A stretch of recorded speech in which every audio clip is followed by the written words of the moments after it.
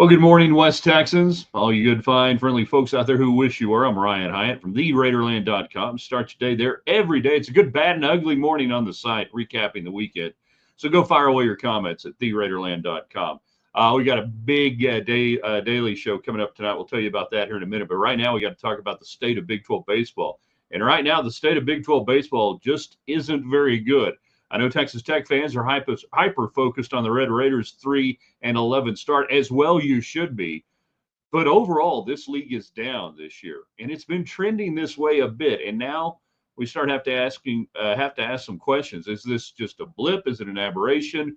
Is this league sliding? And yes, it does matter that a team like Texas has left the Big 12, and a team like Oklahoma, pretty solid level team, also is no longer in the mix.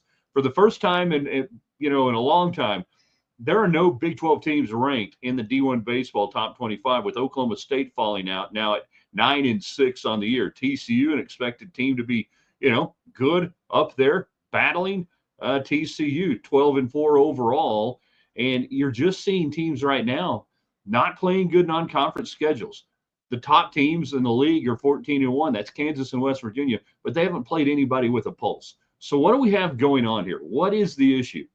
Are the Big 12 programs falling behind in baseball NIL? That's been a big discussion point around Tech baseball the last 2 years. Facility-wise, the Big 12, is it matching up with the better programs around the country? Or is it just one of those things? Either way, it impacts Texas Tech greatly because with a challenging non-conference schedule, now they need wins, but they need some wins that will matter. And if you're playing teams with bad RPIs in the Big 12, it's going to make it that much harder for Tech to overcome this start. They can't rely on the league RPI, and you could have some really devastating Big 12 conference losses to hurt your RPI as the season goes along for Tech, Oklahoma State, you name it. The top teams that would be in a lot of years vying for a regional host and maybe one of the coveted top 8 slots nationally. Right now, just getting a handful of teams in the tournament may be the biggest challenge. Give us your thoughts on what's going on with Big 12 baseball. Fire away in the comments. Tonight, though, on the daily broadcast, live with you at 6:30, Dave Almond from bracketville.wordpress.com. We'll break down his seed projections. He's one of the best in the business, one of the few we pay attention to. And we may have an extra guest talking about the Big 12 conference tournament and how to bet it and how to bet the NCAA tournament, among other things.